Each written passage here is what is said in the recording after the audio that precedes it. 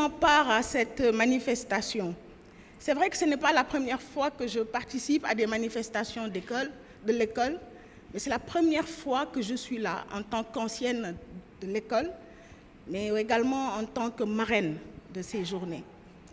Et je voudrais vous exprimer tous mes remerciements, rendre grâce à Allah et vous dire que cet honneur que vous me faites en me désignant marraine de ces journées scientifiques, sportives et culturelles, j'en suis consciente et je prends ça à sa juste valeur. Je voudrais ensuite profiter de l'opportunité que vous m'offrez avec cette tribune pour remercier le corps professoral pour l'engagement et tous les efforts fournis pour maintenir cette école, pour maintenir le cap et pour que cette école demeure une école d'excellence selon la clairvoyance du président Léopold Sédar Senghor, qui en a été le fondateur, mais aussi selon la clairvoyance de son Excellence le président Macky Sall. La tâche n'est pas simple pour les professeurs parce que déjà, en notre temps, ce n'était pas simple, mais aujourd'hui, c'est encore plus difficile. Parce que vous savez, le savoir, la connaissance, autant c'était le professeur qui inculquait ça à l'élève, qui inculquait ça aux étudiants. Mais aujourd'hui, il en est autrement. Le savoir, la connaissance, c'est accessible. Il revient au professeur de donner les bonnes informations, de nous aider à traiter la bonne information et d'en faire bon usage.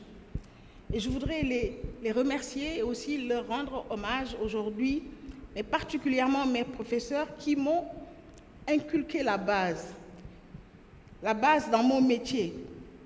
Je pense que vous devez être conscient que ces années que vous vivez ici sont des années, tout à l'heure, le président de l'ADEPT l'a dit, sont des années qui vont vous marquer à vie. On apprend beaucoup de choses ici et je voudrais vous dire que vous avez aujourd'hui un héritage. Nous avons supporté cet héritage, nous continuons de le porter, mais c'est un héritage pour vous. L'école polytechnique de Thiès, c'est un patrimoine de Thiès, c'est un patrimoine du Sénégal et nous impactons dans la vie de tous les jours de tous les Sénégalais et c'est ça notre rôle. Et il faut savoir que le passage à Polytechnique a été très déterminant dans mon parcours. Ça a été dit tout à l'heure, je suis ingénieur génie civil à la base. Aujourd'hui, j'ai évolué dans le secteur de l'électricité. Aujourd'hui, j'évolue dans le secteur de l'énergie de manière plus globale au niveau de l'industrie pétrolière.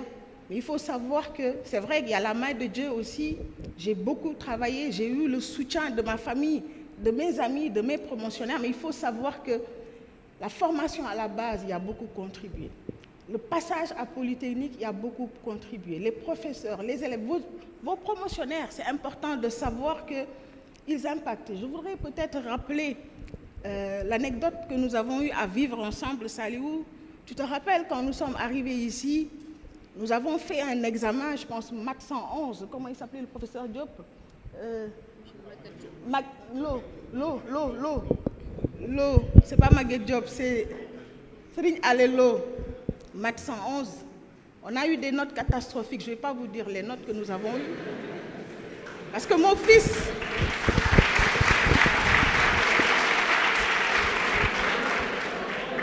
Parce que je dois signaler que mon fils est dans la salle, il est là. Et je ne peux pas dire certaines choses, donc, mais vous comprenez ce que je veux dire. Nous avons tous été choqués. Première leçon apprise, c'était quoi? On ne savait rien. Qu'il fallait être humble. On réussit le concours de Polytechnique, on arrive ici, on pense que nous sommes les super polytechniciens, nous savons tout, nous sommes de super mathématiciens, mais non, on ne sait rien. Donc l'humilité, il y a toujours quelqu'un qui sait plus que vous et on ne sait rien. Et nous devons toujours être à la quête de la connaissance.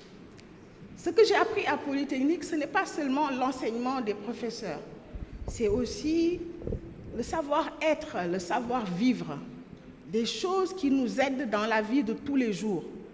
Vous vivez ensemble des moments, vous êtes venus d'horizons différents, vous avez tous des capacités différentes, c'est vrai, mais il faut savoir vivre ensemble, accepter la différence des autres. Et ça, c'est des choses que vous apprenez à Polytechnique. Vous apprenez à vivre ensemble. Quand nous sommes arrivés, Saliou, nous avons été brimés. Ça nous a cassé quelque chose.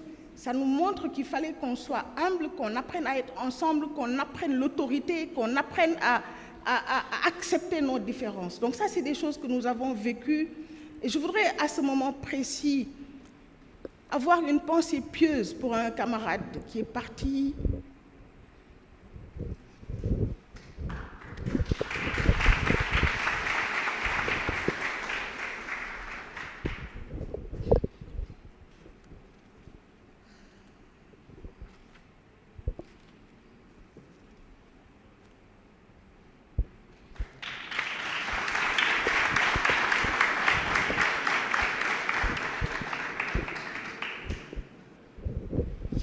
En 4e année. C'était notre...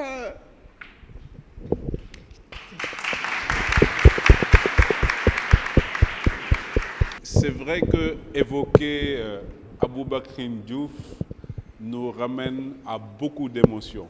C'était un être brillant, c'était un bon camarade que nous avons perdu en 4e année. Comme vous avez perdu Daniel, c'est quelque chose qui nous a beaucoup marqué pendant cette... Et je comprends son émotion quand elle évoque ça. Merci, Saliou. Comme quoi, la solidarité de Promo est là, hein, à tous les moments. C'est de belles leçons que vous vivez. Et c'est pour vous dire simplement que les choses que nous apprenons à Polytechnique, c'est des choses que nous continuons de vivre, de capitaliser dans notre parcours de tous les jours. Je suis très émotive quand je pense à Khalifa, quand je parle de lui, parce que c'est quelqu'un qui m'a vraiment marqué. Donc je peux comprendre l'hommage que vous avez fait pour le professeur Ly, mais également votre camarade Daniel Ndiaye, pour qui nous avons également des pensées pieuses, une pensée pieuse pour tous les deux. Donc simplement pour dire que effectivement, je voulais partager ces choses-là pour vous dire que vous pouvez. Vous pouvez. Le génie, ce n'est pas ça qui est important. Ce qui est important, c'est que vous êtes ingénieur. Moi, je suis ingénieur génie civil à la base. Aujourd'hui, j'évolue dans le secteur de l'énergie. Ce n'est pas... Ce qui est important, le maire l'a dit tout à l'heure, c'est l'impact que nous avons sur la société. Il m'a marché effectivement sur la langue parce qu'en réalité, nous avons un métier noble. Le métier de l'ingénieur, c'est un métier noble. Tous les jours, nous apprenons à capitaliser, tous les jours, nous apprenons à impacter dans la société. Et le bureau des élèves ingénieurs qui aujourd'hui est engagé, parce que ce n'est pas simple. Ce n'est pas simple et je voudrais en appeler tous à cette prise de conscience de vous engager. Donc quoi, ce n'est pas ça le plus. C'est-à-dire ce qui est important, c'est que vous puissiez vous engager à impacter la société. Ceux-là qui travaillent dans le bureau des élèves ingénieurs, ceux-là qui travaillent au niveau de l'ADEPT, ils donnent de leur temps, ils donnent de leurs efforts, ils donnent de leurs idées. Pourquoi? Pour impacter la société en général. Donc, il faut vous engager en mettant à profit vos potentiels et c'est ça véritablement l'ingénieur. Je voudrais peut-être pour terminer vous dire que le thème que vous avez choisi est un thème tout à fait pertinent. C'est un thème pertinent. C'est un thème pertinent aussi et je voudrais, dans ce cadre-là, saluer le fait que vous perpétuez ces journées-là parce que c'est un cadre qui permet de réfléchir sur des thèmes aussi pertinents que celui que vous avez choisi cette année, les défis de l'ingénieur au XXIe siècle, emploi ou créer de l'emploi ou chercher de l'emploi, on aura l'occasion d'en parler tout à l'heure, mais je voulais surtout relever la pertinence et l'importance que vous ayez perpétué cette tradition d'organiser des journées comme ça et de réfléchir autour de thèmes qui peuvent nous amener, nous pousser de l'avant. Et ça, vraiment, Monsieur le Président, Monsieur Ndao, et tous les membres de l'amicale, tous les élèves qui avaient adhéré et qui avaient choisi ce thème-là, je vous félicite, je vous remercie de nous avoir associés à cet événement en tant que marraine, en tant qu'ancienne. Et je voudrais prier pour que ces journées soient un plein succès, mais aussi prier pour que vous puissiez terminer votre parcours d'une manière de la manière la plus brillante possible et que vous puissiez impacter cette société que nous avons si chère. Chaque entreprise constitue en elle-même un défi. Mais par contre, je pourrais partager avec vous quelques points sur lesquels, à mon avis, je pense que c'est un travail qui est fait aussi bien au niveau de l'environnement que des entrepreneurs eux-mêmes. Il y a des chances forcément que vous puissiez réussir dans votre entreprise. Et ensuite, je vais conclure par ce qu'on appelle un peu dans le monde anglo-saxon des quick wins. Parce que pour moi, les défis, ce n'est pas simplement au niveau de la création d'entreprise. Parce qu'on a tendance à penser que la création d'entreprise est un défi. Le thème dit bien ceci. Les défis de l'ingénieur polytechnicien du XXIe siècle, créer ou chercher de l'emploi. La question que je vous pose tout de suite, est-ce que chercher et trouver un emploi est un défi pour vous ou pas? Est-ce que vous considérez que trouver un emploi n'est pas un défi du tout, que pour les polytechniciens c'est déjà réglé? Ou c'est quand même un défi qu'il faut régler quand même? Voilà. Et donc, par rapport à ça, je pense qu'il y a un point d'interrogation. Donc, je vais peut-être, dans mon mot de clôture, revenir rapidement sur quelques quick wins, les low-hanging fruits. Vous tirez tout de suite, surtout pour ceux qui sont en 5e année, 4e année, préparez-vous au marché de l'emploi. C'est un gros défi aujourd'hui de trouver. Il y a beaucoup d'ingénieurs, d'excellents ingénieurs qui sont formés à Polytechnique, mais aujourd'hui sur la place de Dakar, beaucoup d'écoles forment des ingénieurs. Et vous êtes dans une compétition perpétuelle. Donc, il faut se préparer pour le marché de l'emploi également, pour en tout cas ceux qui ont opté de faire une carrière d'abord, comme le disait tantôt le président de l'ADEP, avant peut-être d'ouvrir votre entreprise plus tard. D'accord? Parce qu'il y a beaucoup d'options en ligne. Alors, sur le premier aspect des solutions, pour ceux en tout cas qui veulent aller en entrepreneuriat, sachez qu'il y a un point qui est important. Vous pouvez créer la meilleure entreprise du monde. S'il n'y a pas une demande, votre entreprise n'existera pas. La demande. Tout est demande. Tout est offre-demande. Cette dualité, si vous le passez à côté, vous pouvez avoir les meilleures idées, sortir, faire un projet de fin d'études, technologie. S'il n'y a pas de marché, ce n'est pas la peine. Donc, assurez-vous qu'il y a un marché d'abord. Deuxième chose, aujourd'hui, un gros problème qui ce n'est pas entre vos mains, c'est les impôts et les taxes. Donc, les grands qui sont dans le business le savent. Préparez-vous à ça. Les impôts vont vous laisser peut-être pendant un certain temps, ils vont vous ignorer, mais au bout d'un certain temps, voilà. Et aujourd'hui, si vous avez suivi un peu à la télé, au niveau du ministère des Finances et du Budget, ils sont en train d'élargir l'assiette fiscale. Ils vont venir vous voir. Préparez-vous à ça. C'est un gros problème, il faut une solution. Les difficultés d'accès au crédit doivent être réglées. Et ça, il faut un business plan. Si la banque ne vous prête pas d'argent, si vous n'êtes pas d'une famille riche, souvent au départ, c'est pénible. Donc, régler la problématique du financement. Alors, le manque de technologies spécialisées, donc je passe rapidement là-dessus, les difficultés d'approvisionnement en énergie, d'accord, ça c'est un gros problème au Sénégal. D'ailleurs, aujourd'hui, dans le cadre du MCA, c'est ce que nous essayons de régler également pour que l'énergie soit disponible en quantité et en qualité. Alors, l'accès limité aux structures d'appui aux entreprises, vous avez l'ADPME, vous avez l'ADER, vous avez beaucoup d'entités au Sénégal. Attention, ce n'est pas toujours aussi accessible que vous le pensez. Donc, c'est un problème également qu'il faut régler rapidement. Alors, tout ce qui est formalité administrative contraignante, des solutions du côté de l'État. La corruption, il faut en parler. Je pense que la marraine a touché un point à ce point. Préparez-vous à ça. Il y a un gros problème. Accès au marché, les gens vont vous demander de mettre de l'argent. Si vous rentrez dans ce circuit, vous êtes fini. Probité, éthique dans le business. OK? Le coût élevé de la main-d'œuvre, l'insuffisance de personnel qualifié. Vous êtes bien formé, ce n'est pas le cas de l'ensemble des personnes qui sont autour de vous. D'accord? Gardez un œil là-dessus. Et enfin, je citerai les lourdeurs des procédures de règlement des contentieux. Souvent, vous créez des sociétés, c'est bon, tout le monde est content. Votre premier comptable, vous avez un contentieux à la main. Si vous ne faites pas attention, votre entreprise va s'écrouler. Donc, on n'a pas malheureusement de temps pour développer tous ces aspects, mais je pense que peut-être dans un autre environnement, je pourrais revenir avec un peu plus de détails là-dessus. Alors, maintenant, je vais conclure avec 7 points. Je vais demander surtout aux ingénieurs peut-être aujourd'hui qui veulent relever les défis là et maintenant. 5e année, vous sortez, vous avez besoin d'un job. Il y a des choses à faire. Donc, je sais que vous n'avez pas besoin de prendre note parce que souvent les ingénieurs, comme on dit, voilà. Mais gardez toujours à l'esprit que le génie, vous êtes tous des génies, génie mécanique, civil, etc. Le génie, c'est de savoir saisir les opportunités. Ça peut être un emploi, ça peut être chef d'entreprise. Restez à l'affût des opportunités. Et pour ce faire, première chose à faire, dès que vous sortez de cette salle, s'il vous plaît, mettez à jour votre profil LinkedIn. Je vais citer des noms de marque. Aujourd'hui, LinkedIn est la plateforme professionnelle par excellence. Si vous n'êtes pas sur LinkedIn, professionnellement, vous n'existez pas.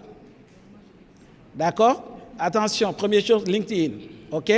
Et lorsque vous êtes sur LinkedIn, ce n'est pas pour donner une page, une belle photo simplement. Suivez les entreprises qui vous intéressent. Aujourd'hui, vous êtes dans un domaine, il y a des entreprises qui vous intéressent, vous avez envie de travailler dans ces entreprises-là. Suivez ces entreprises. Follow. Si vous voulez faire du business, suivez vos futurs clients, vos futurs fournisseurs. Ayez l'information en permanence. Deuxième point, enregistrez-vous sur les sites de développement personnel et professionnel. Vous êtes des ingénieurs, moi je l'ai vécu, les anciens l'ont vécu. Ce qui nous manque aujourd'hui, c'est tous les aspects liés au leadership. C'est vrai, souvent on dit, ouais, on n'est pas leader, on le devient. Mais attention, aujourd'hui, il y a des sites, il y a des ressources qui sont disponibles pour développer votre compétence en leadership. Allez-y, formez-vous. D'accord? Deuxième point. Troisième point, rejoignez les associations professionnelles très tôt. Déjà, vous avez la chance d'être dans l'ADEPT, mais il y a d'autres associations professionnelles qui existent. Moi, personnellement, je suis dans aujourd'hui le PMP, les Project Management Professionnels. Je suis dans les CFA, le Chartered Financial Analyst. Donc, ayez dans ça. Ça va vous permettre d'aller sur le dernier point que je vais citer comme le 7e point. 4e aspect. Lancez-vous dans les certifications. Être ingénieur, c'est bon, mais ce n'est plus suffisant. Que vous voulez faire du business, que vous voulez avoir un bon emploi, certifiez-vous. Je ne sais pas, c'est certification en risk management, certification en gestion de projet, certification en Microsoft, whatever. Mais s'il vous plaît, lancez. Et souvent, dans la plupart du temps, ça ne coûte pas grand-chose. $60, $100, vous mettez quelque chose, vous préparez en ligne, au bout de 6 mois, vous avez une certification, ça fait toute la différence. D'accord? Et c'est extrêmement important. Ça peut être un point tournant dans votre carrière ou dans l'évolution de votre business. Alors, 5e point, et ça c'est très important, inscrivez-vous à des cours en ligne pour l'anglais professionnel. Je vous fais confiance, on a fait l'anglais, ce n'est pas suffisant. Aujourd'hui, on est dans un monde de plus en plus ouvert. Tout de suite, votre marraine a parlé du secteur de l'énergie qui évolue. Il y a énormément de sociétés anglophones qui arrivent.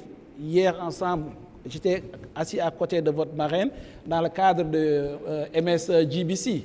Les gens qui faisaient les présentations, ils faisaient d'Afrique du Sud, ils venaient des pays anglophones, etc., etc. Et là, vous vous rendez compte tout de suite que si aujourd'hui vous voulez travailler pour Woodside, vous voulez travailler pour Cosmos, vous voulez travailler pour ces grands groupes, vous n'irez pas loin.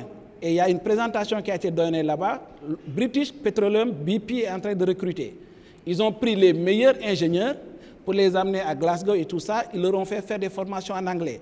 Et je suis sûr qu'au moment du recrutement, ils ont déjà identifié les ingénieurs, déjà très bons, mais qui avaient déjà une base solide en anglais. Donc, si vous ne l'avez pas encore fait, s'il vous plaît, inscrivez-vous, faites des cours en ligne, développez aujourd'hui votre capacité en matière de bilinguisme. Et ça, c'était mon point numéro 5. Le point numéro 6, c'est pour ceux qui veulent du travail, dès à présent, mettez à jour régulièrement votre CV et votre lettre de motivation sur une base mensuelle si vous voulez. Chaque fois que vous avez quelque chose, mettez à jour perpétuellement. Pour ceux qui veulent faire un business, tout de suite, commencez à travailler votre business plan. Quel va être votre business model? Qu'est-ce que vous voulez faire? N'attendez pas de sortir de l'école. Souvent, ça peut vous prendre beaucoup d'années avant d'arriver à la dernière chose. Et le dernier point qui résume tout ça, et je vais conclure mon propos avec ça, s'il vous plaît, réseautez, réseautez, réseautez. Donc 72% des sociétés qui sont créées au Sénégal dans les 2 premières années vont disparaître. D'accord? Bon, maintenant, ce qui serait été intéressant, c'est de savoir est-ce que sur ces 72%, c'est plus les sociétés créées par les polytechniciens ou les sociétés créées par disons, on va dire, ce qu'on a appelé un peu les arabisants, mais qui en réalité sont les bawol-bawol. C'est une autre façon de dire simplement que ceux qui créent les structures, les PME, les petits, qui font le business, c'est les gens qu'on voit dans la rue tous les jours, qui sont entrepreneurs et qui doivent trouver des solutions à leur quotidien. Mais, moi, à mon avis, si on me posait la question, je n'ai pas de statistiques en main, pourquoi les polytechniciens ne créent pas des entreprises? Parce que pour moi, ils n'ont pas simplement cet esprit entrepreneur. Parce que être entrepreneur, on ne l'apprend pas dans une école. C'est à un moment donné pouvoir s'asseoir et faire un projet de vie. Se dire, je prends un risque, parce que la vie d'entrepreneur est très, très, très dure. Je pense que le président Saliou l'a dit tout à l'heure. La vie d'un entrepreneur n'est pas une vie... voilà. Il y a beaucoup de contraintes dans l'environnement. Et l'une des contraintes majeures, souvent, dans la création d'entreprises dès le départ, c'est l'accès au marché. Vous créez votre société, vous avez des bureaux, des ordinateurs et tout, mais vous n'avez pas accès à la commande publique, vous n'avez pas un bon réseau, personne ne vous confie du travail. Vous avez des salaires à payer, il y a des charges fixes. Le téléphone, l'eau, l'électricité, la location des bureaux, ça n'attend pas. Et si vous n'avez pas déjà une assise financière solide, mais vous allez disparaître. C'est aussi simple que ça. L'autre point aujourd'hui que tout le monde désigne du doigt, c'est les multinationales qui sont venues s'installer. Ils nous prennent énormément sur le marché. Et ça, c'est un gros risque. Le seul choix que vous avez, à la limite, c'est rentrer en sous-traitance. Et quand vous êtes en sous-traitance, vous êtes à la merci de celui qui vous donne les marchés. Il peut vous payer dans 1 mois, dans 2 mois, dans 3 mois. Vu que vous n'avez pas une assise financière solide, à terme, ça va détruire complètement votre société. Donc, c'est vraiment le gros challenge qu'on a. Ce serait bien peut-être que, je ne sais pas, dans le cadre de vos projets de fin d'études, que quelqu'un puisse prendre ce thème pour comprendre aujourd'hui pourquoi l'ingénieur polytechnicien, aujourd'hui, ne s'est pas encore lancé dans ce risque. Je peux l'appeler ainsi. Pour moi, c'est peut-être un risque. Voilà, merci beaucoup. Des opportunités qui se posent à nous, ou qui se portent à nous à tout moment, qu'il faut savoir saisir, mais ça dépend également de nos potentialités.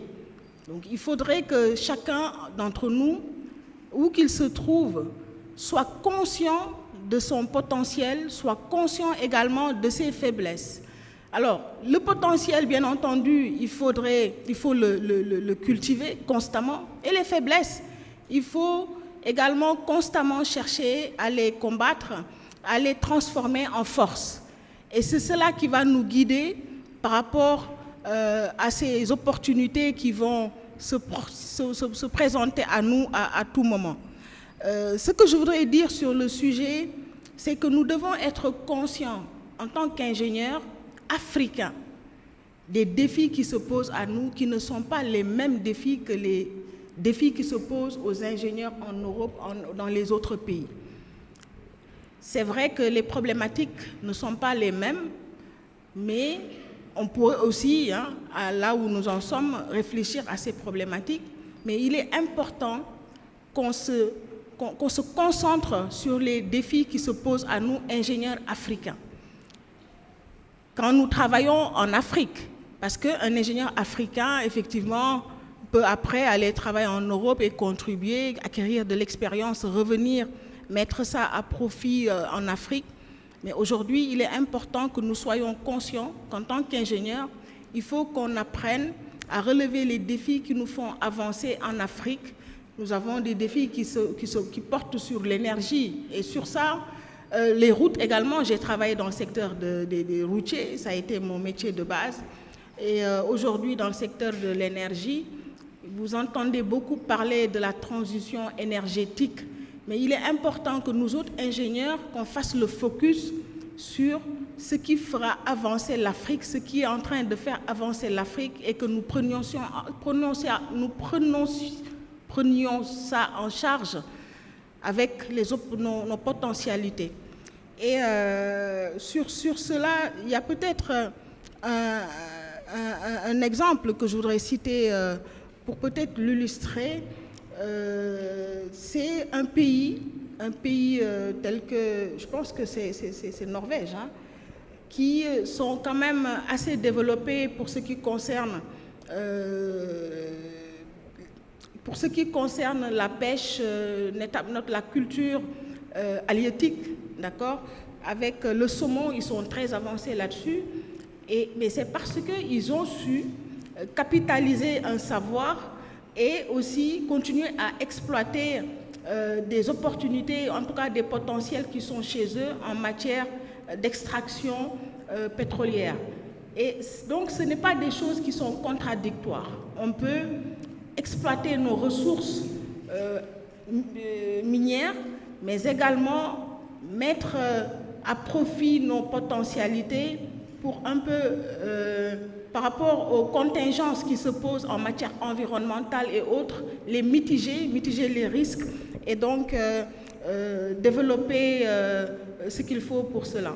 Et ça, c'est quelque chose que je voulais partager avec vous pour en appeler simplement à cette prise de conscience qu'il ne faut pas qu'on oppose la dualité entre la création de l'emploi ou la recherche. C'est dépendamment du potentiel qui se trouve en nous, en chacun en nous, des opportunités aussi du moment et du contexte. Le contexte aujourd'hui sénégalais, c'est que nous sommes dans un contexte de découverte de pétrole et de gaz. Il faudrait que les ingénieurs réfléchissent à cela parce qu'il y a un éventail d'opportunités à ce niveau-là, aussi bien au niveau des services qu'au niveau de l'industrie pétrolière en proprement dit. Donc à ce niveau-là, il faut simplement qu'on soit conscient des défis qui se posent à nous pour qu'on puisse développer nos pays, en Afrique ou au Sénégal particulièrement, mais qu'on profite de l'expérience des autres à capitaliser pour avancer dans ce sens-là. C'est important de le savoir, mais le plus important, quand on décide d'entreprendre et qu'on en a la capacité, c'est d'être engagé, de s'engager et de savoir quels sont ses objectifs. Quand on crée une entreprise, il faut savoir quel est son objectif ou quels sont ses objectifs. Ce que je veux dire par là, c'est que ce n'est pas pour être riche. On ne crée pas pour une entreprise pour devenir riche. Là, on se trompe de sujet. Il faut qu'on crée une entreprise pour impacter. En tant qu'ingénieur, quand on se dit qu'on crée une entreprise, c'est pour impacter la société. Parce que c'est ça notre mission en tant qu'ingénieur. Saliou l'a dit, d'autres l'ont dit. Je pense que ça, c'est important de le savoir et d'avoir la clairvoyance de ses objectifs. Alors, dans l'entreprise aussi, une fois que c'est créé, il faut savoir que même au moment de le créer, la matière première, c'est les ressources humaines de qualité. Ce n'est pas une personne qui crée une entreprise seule. On ne peut pas être seul pour gérer une entreprise. Forcément, on a besoin de ressources. Mais la première ressource, c'est la ressource humaine, d'abord. Ensuite, l'argent, bien entendu, c'est important, mais ça ne doit pas être un frein. Parce qu'on peut créer une entreprise avec 100 000 francs. Vraiment, la création d'entreprise, c'est très vaste. Ça peut être dans le social. En tant qu'ingénieur, on crée une entreprise dans le social. Mais avec pas beaucoup de moyens, mais avec des ressources de qualité. Et ça, c'est énorme. C'est énorme. Donc, moi, c'est ce que je voulais dire. Et en termes de partage d'expérience, c'est peut-être ce respect qu'on doit à l'autre. Avant, le chef d'entreprise, il arrive avec sa grosse voiture, sa veste et tout ça. Mais aujourd'hui, vous voyez, les Steve Jobs et tout ça, ils sont en basket, ils sont en t-shirt. Et ça, c'est important d'avoir cette accessibilité, de donner l'image qui fait qu'on vous respecte. Mais le respect, c'est d'abord dans les actes, avec le sens de l'éthique, de la déontologie. Quand on crée une entreprise, c'est important de mettre en avant certaines valeurs telles que l'éthique et la déontologie dans tout ce qu'on fait, de respecter les hommes, de mettre en avant les ressources humaines de qualité, de les respecter, d'être accessibles. La première des choses, c'est qu'il faut avoir une idée. Comme je l'ai dit tout à l'heure, une entreprise se base d'abord par la satisfaction d'un besoin. Il faut que ce que vous vendez, que quelqu'un soit prêt à l'acheter. Donc, que quelqu'un en ait besoin. Et cette idée-là, pour qu'elle soit pérenne, il faut que cette idée-là soit, disons, en tout cas, il lui faut une certaine originalité. Ce que les Anglais appellent le uniqueness, c'est-à-dire qu'on ne peut pas prospérer en faisant la même chose que tout le monde, quelque chose qui soit accessible à tout le monde. Une fois qu'on a cette idée-là, évidemment, il faut un plan. C'est qu'en management, le business plan. Le business plan, il faut projeter des cash flows, projeter des revenus que vous allez gagner, comment vous allez le gagner et un peu ces échéances dans le temps. Donc, il faut un plan. Après que vous ayez une idée et un plan, vient la partie la plus difficile. Il faut financer tout cela. Et généralement, c'est là qu'on a beaucoup de problèmes. Parce qu'aujourd'hui, nous avons un système bancaire, souvent, qui est très difficile pour les startups. Les startups sont généralement pas financées par les banques. Donc, en général, il faut beaucoup de souffrance au départ pour aller graduellement avec l'objectif, dans un temps déterminé, 1 an, 2 ans, 3 ans, de se construire une identité bancaire qui permet aux autres personnes de vous financer. À moins, bien entendu, si vous êtes héritier, le problème ne se pose pas. C'est pour ça, généralement, les riches, c'est généralement ce qui crée les entreprises beaucoup plus facilement. Mais la règle, c'est avoir une idée, avoir un plan et le financer. Après, bien entendu, une fois que l'entreprise est là, il faudra remplir les différentes fonctions de l'entreprise. Ce sont ces fonctions support, ressources humaines, management, comptabilité, les fonctions métiers pour générer effectivement la plus-value que vous vendez aux clients. Et cette construction-là, en général, dans l'entreprise, n'arrête jamais. C'est au fur et à mesure que l'entreprise grandit, elle se consolide. Mais la plus grande difficulté, c'est le financement. Parce qu'une fois qu'on a créé l'entreprise, on fait déjà face à des charges qui sont fixes. Ne serait-ce que votre propre subsistance à vous. Et donc, les difficultés, c'est le financement. Mais généralement, lorsque l'idée et le plan est bon, on se retrouve souvent au bout de quelques années. Évidemment, l'entrepreneuriat va toujours avec du sacrifice, mais généralement lorsque l'idée. Mais la plus grande difficulté, à mon avis, c'est le financement. Pour moi, le thème, au-delà de... On voit bien qu'il y a une préoccupation liée à l'insertion. Mais au-delà de cette préoccupation, le thème parle également du rôle de l'ingénieur, tout simplement. Ce que Oumar Diop a dit m'interpelle. C'est-à-dire que plus de 55% des entrepreneurs ne sont soit pas allés à l'école ou sont restés du stade primaire.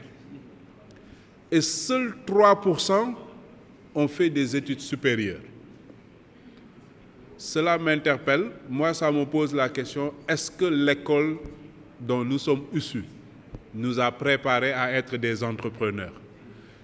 J'ai entendu une fois le professeur Bachir Diagne, grand philosophe, dire qu'aujourd'hui, est-ce que nos pays en développement ont déconstruit l'école que leur a laissé le colon pour construire leur propre école capable de prendre en charge les préoccupations de développement?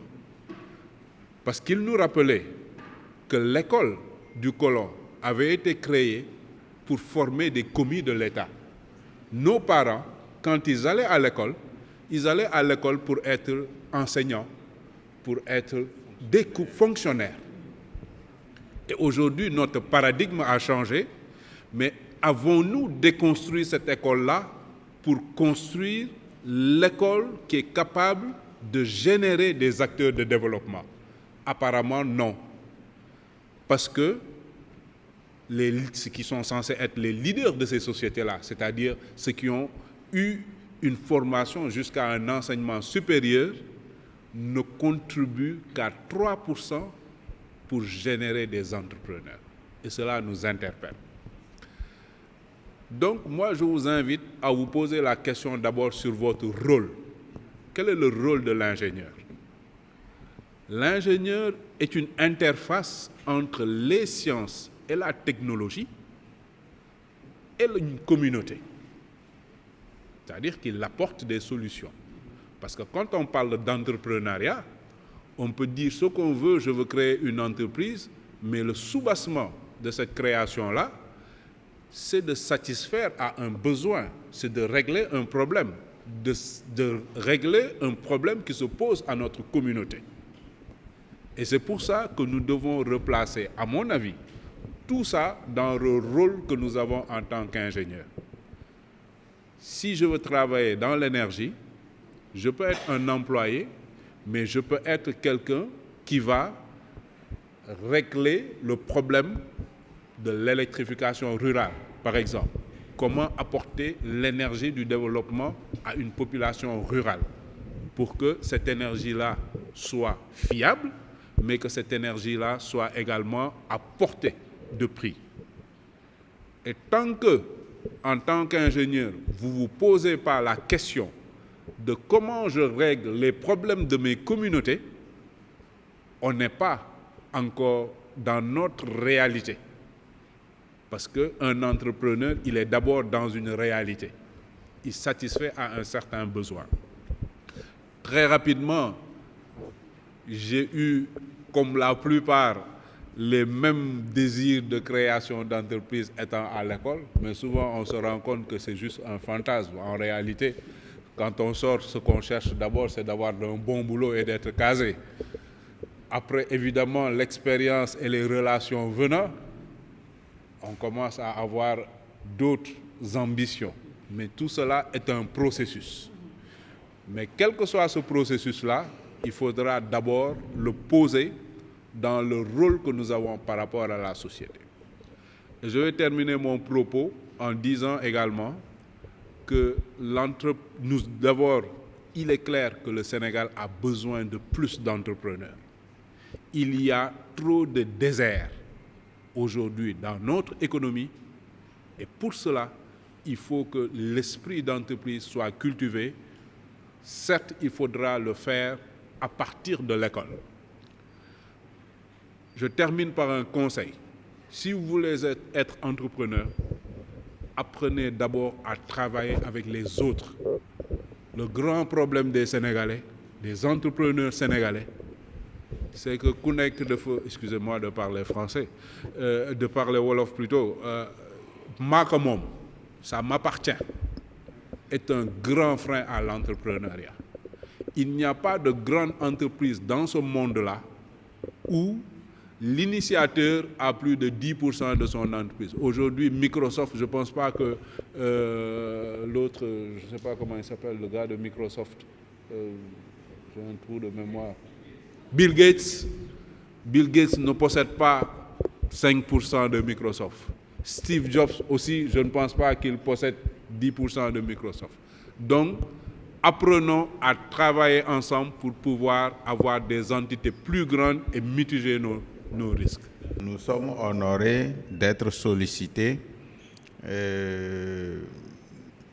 Moi, ce que je pense, ça dépend du contexte.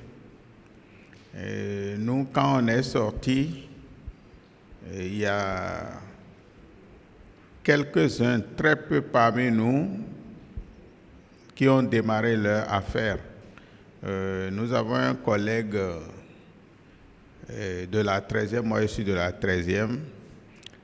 Nous avons un collègue au Bénin, Sylvain Adjagboni. Il a créé une société qu'on appelle Seco BTP. j'ai une très grosse société aujourd'hui. Comment Sylvain a créé sa société?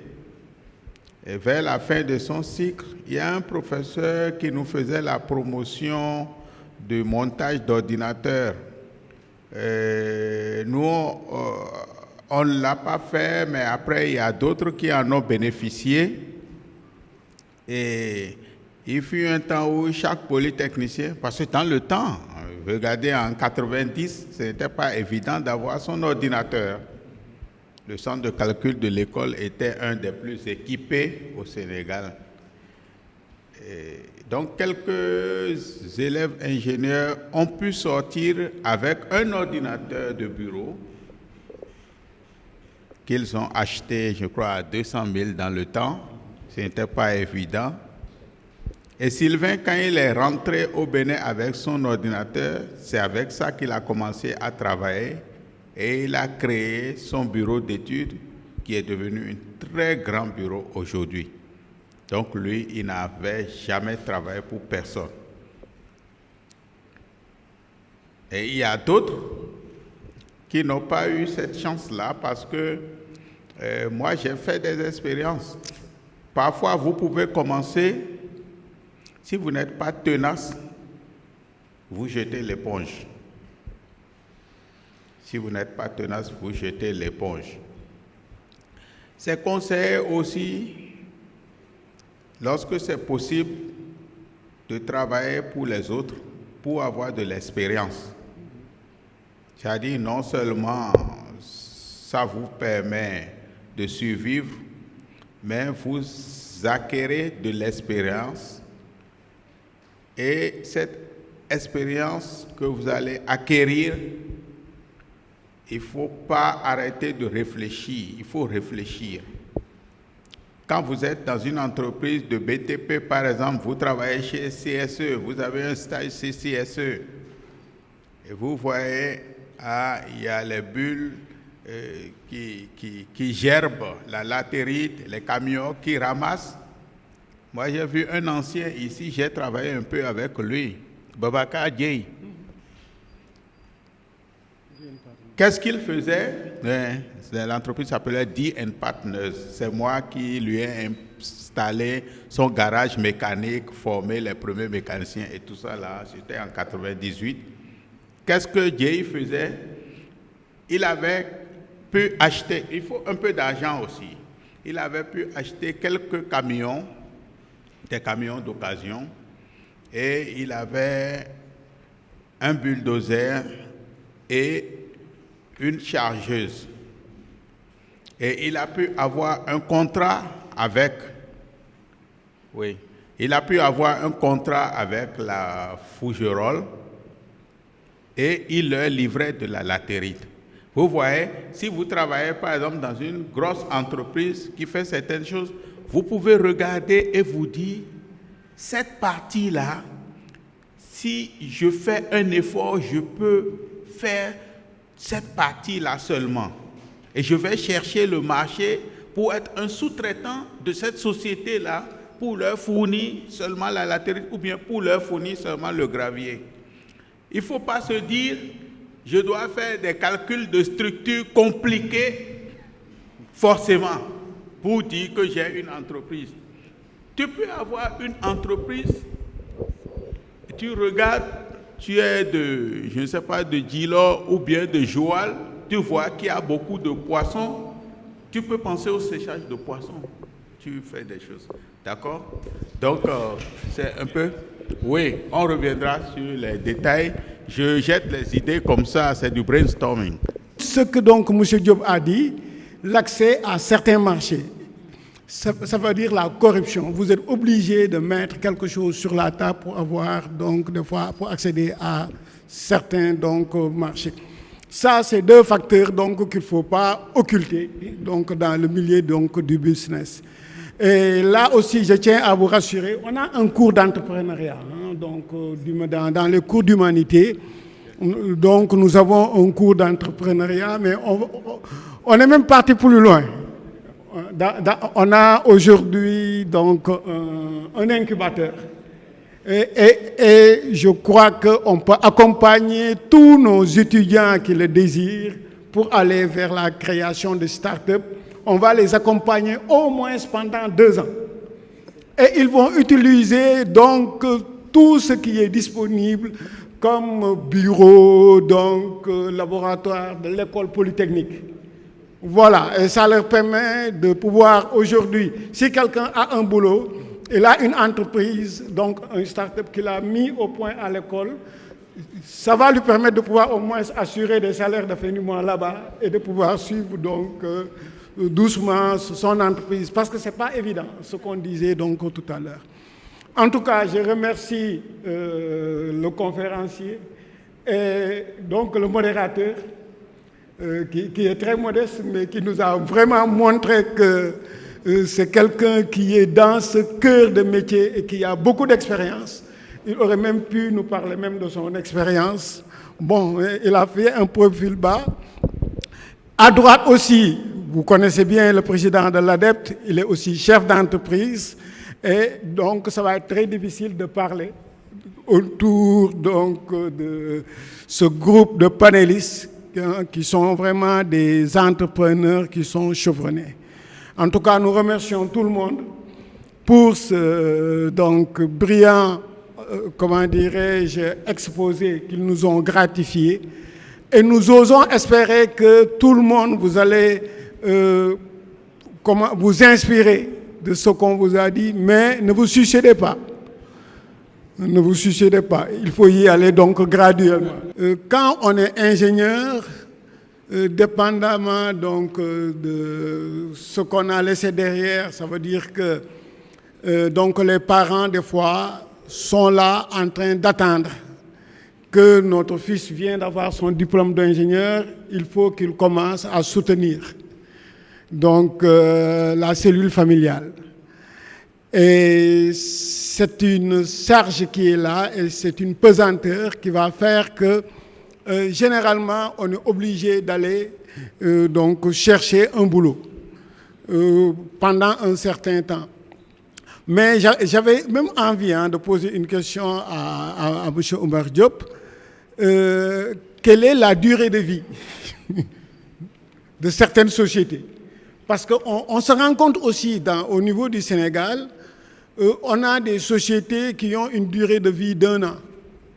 C'est-à-dire, vous avez tout, vous avez la volonté, et vous créez votre société, vous faites tout pour pouvoir au moins apporter un plus-value à la société, mais il y a des contraintes qui vont faire que vous n'allez pas pouvoir vivre pendant 1 an. Donc, pour plusieurs raisons, il y a plusieurs raisons. Donc, je crois qu'il y a beaucoup d'éléments qu'il faudra tenir en compte, comme le disait tout à l'heure Madame la marraine. Je crois qu'il faudra aussi que les gens aient une confiance en soi. Ça, c'est important. Et donc, pour réussir dans toute entreprise, il faut qu'on ait vraiment une confiance en soi et puis qu'on se dise que ça, c'est un défi, on doit pouvoir donc le relever donc avant d'y aller. Parce que si vous regardez l'informel qui occupe aujourd'hui le secteur de création d'emplois aujourd'hui, et le Sénégal ne compte que sur l'informel. Et quels sont les gens qui sont dans l'informel?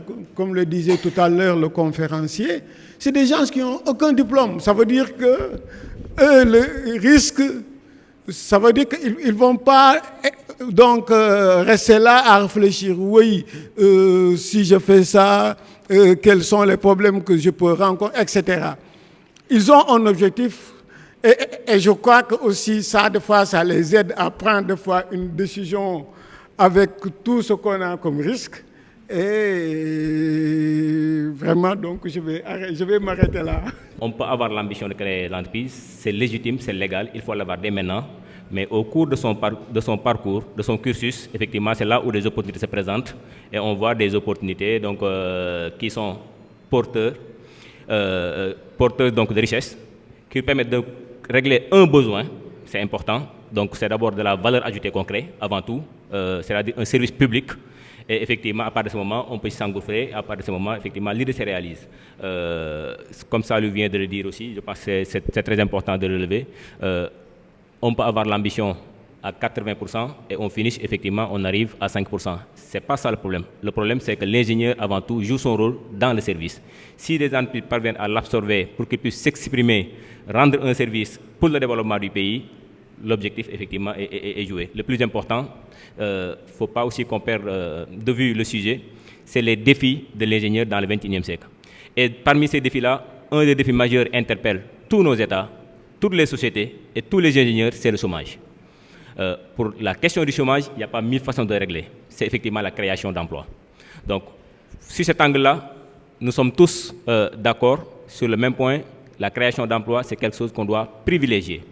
Mais pour ce faire, effectivement, il ne faut pas s'engouffrer, il ne faut pas y aller à tout va-vite. Il faut effectivement y aller avec beaucoup de mesures, avec beaucoup de réflexion, tenant compte des opportunités, avec beaucoup de réflexion déjà en amont, étant à l'école, dans les différents parcours, rechercher de l'expérience. C'est important parce que pour créer l'entreprise, ce n'est pas juste les connaissances théoriques ou pratiques apprises à l'école, c'est de l'expérience.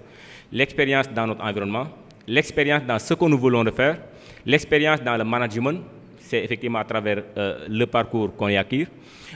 Il faut chercher des ressources financières particulièrement, c'est très important. Des entreprises de services d'habitude ne demandent pas beaucoup de ressources, on peut commencer avec ce qu'on a dans le salon, de la maison même parfois, avec son ordinateur. Mais d'autres entreprises visant effectivement à aller plus dans la production, donc dans l'industrie, demandent effectivement des ressources. Ça veut dire qu'il faudrait capitaliser, travailler et chercher un projet bancable.